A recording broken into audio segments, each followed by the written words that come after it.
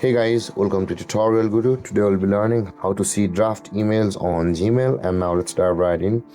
Now to see your draft mails on your Gmail account, first open up a Gmail app on your phone.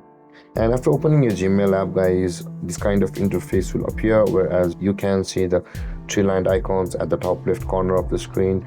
Tap on the three-lined icon at the top left corner of the screen on your phone, and this kind of panel will appear. And you can see, guys, on this interface at the bottom side here, you can see the drafts option available for us. Just above all mail, tap on drafts, and all of your draft mails will be over here, which you had composed earlier but was not and didn't send.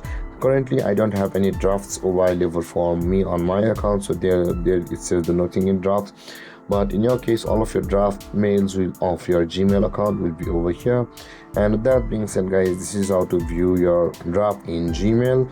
And if you have any confusions or questions regarding the topic, feel free to comment in the comment section below, and don't forget to like, subscribe, and hit that bell icon for more videos. Thank you for watching, guys. Peace.